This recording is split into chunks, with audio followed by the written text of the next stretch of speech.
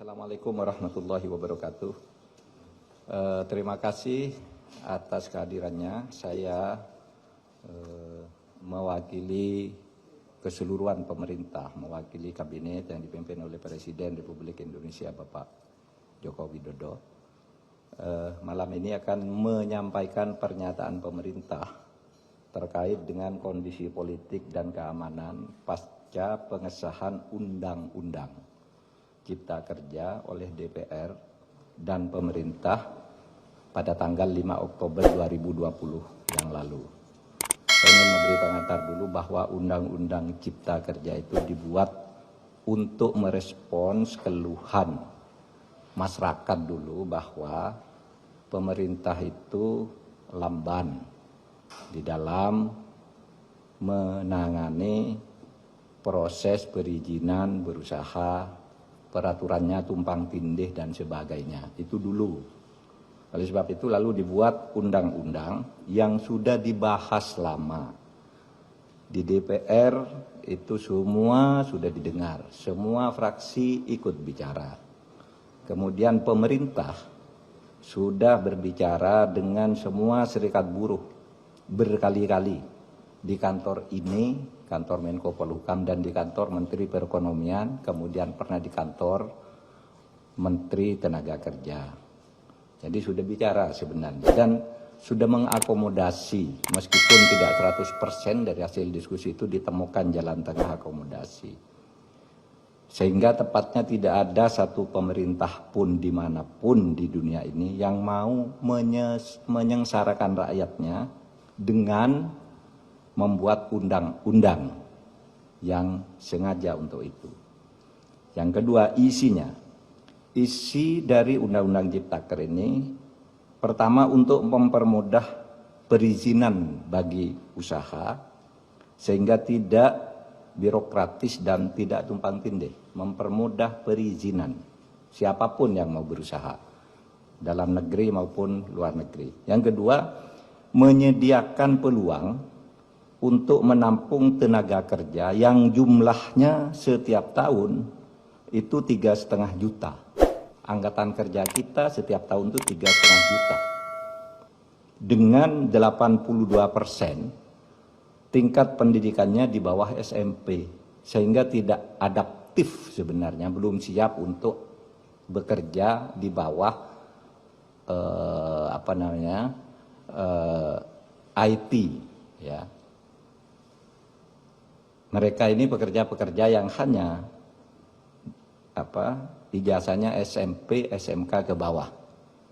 Jadi tidak bisa bekerja di padat modal, dia di padat karya yang sebagian besar. Jadi ini yang penting. Undang-undang ini bukan hanya untuk buruh yang sekarang banyak berdemo. Ini justru lebih untuk mereka yang belum bisa menjadi buruh. Untuk angkatan kerja yang akan datang makin banyak. Sedangkan hak-hak buruhnya sendiri berdasar undang-undang lama secara umum sama sekali tidak diganggu. Kemudian tentu untuk memberantas korupsi di birokrasi melalui pengurusan yang bertele-tele. Sekarang disederhanakan agar tidak ada korupsi, tidak ada pungli dan sebagainya. Yang sekarang ramai karena banyak hoax. Misalnya di undang-undang ini tidak ada pesangon bagi orang yang PHK. Itu tidak benar. Pesangon justru ada. Dibilang tidak ada cuti, tidak cuti haid, cuti hamil dan sebagainya. Di sini ada di undang-undang ini. Dibilang mempermudah PHK, itu tidak benar juga. Karena justru sekarang PHK itu harus dibayar kalau belum putus di pengadilan. Oleh sebab itu di undang-undang ini ada jaminan kehilangan pekerjaan. Ini dibilang tidak ada, hoax yang banyak. Bahkan ada yang mengatakan pendidikan dikomersialkan. Ketahuilah bahwa 4 undang-undang pendidikan, 4 undang-undang di bidang pendidikan sudah dicabut dari undang-undang ini karena aspirasi. Sesudah diskusi-diskusi, tolong Pak keluarkan tuh undang-undang, sudah kita keluarkan. Nggak ada di situ ngatur soal dunia pendidikan. apalagi mengkomersilkan. Di situ dunia pendidikan hanya diatur di dalam pasal 65 yang justru mempermudah bahwa pendidikan itu adalah lembaga nirlaba, bukan lembaga usaha, bukan lembaga komersil. Ini ditegaskan justru di undang-undang ini, malah dibalik di dalam berita-berita yang hoax itu. Oleh sebab itu, melihat perkembangan situasi itu, pemerintah mengajak mari kita semuanya menjaga Kamtibmas, keamanan dan ketertiban masyarakat, semua harus kembali ke posisi tugas menjaga negara masing-masing, pemerintah, rakyat atau masyarakat, dan civil society. Mari bersama-sama ke posisi masing-masing untuk menjaga keamanan masyarakat, dan untuk itu pemerintah menyampaikan pernyataan sebagai berikut.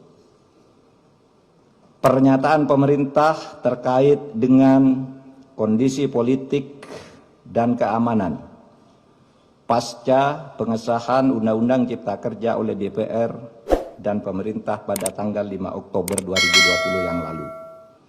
Selamat malam, mencermati perkembangan yang terjadi di lapangan terkait dengan penyampaian aspirasi tentang Undang-Undang Cipta Kerja dalam berbagai bentuknya di sejumlah daerah.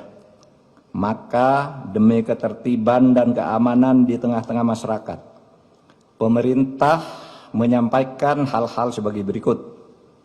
1. Undang-Undang Cipta Kerja dibentuk justru untuk melaksanakan tugas pemerintah dalam membangun kesejahteraan masyarakat melalui penciptaan lapangan kerja yang semakin banyak, perlindungan terhadap buruh, penyederhanaan birokrasi, dan kemudahan berusaha, serta untuk melakukan pemberantasan korupsi dan pungli, dan pencegahan tindak pidana korupsi lainnya.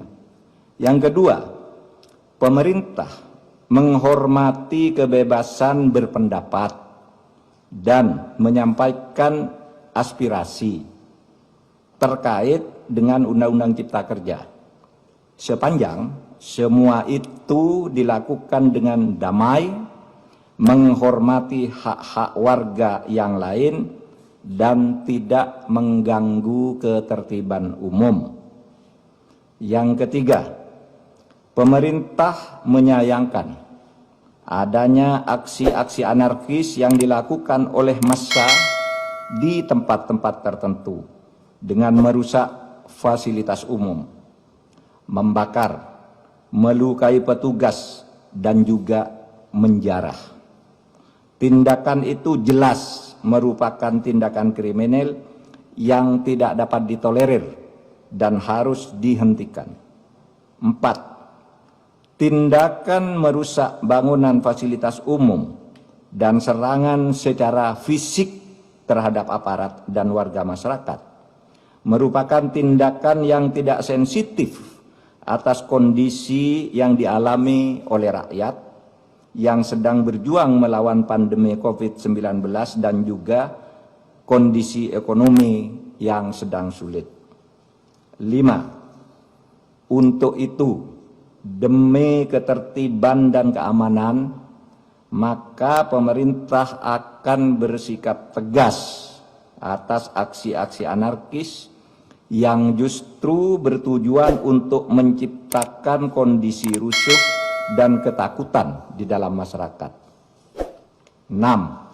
Selain berdemonstrasi dengan tertib dan tidak melanggar hukum, ketidakpuasan atas undang-undang tersebut bisa ditempuh dengan cara yang sesuai dengan konstitusi, yaitu dengan menyalurkannya dalam proses pembuatan peraturan pemerintah, perpres, permen, perkada sebagai delegasi perundang-undangan.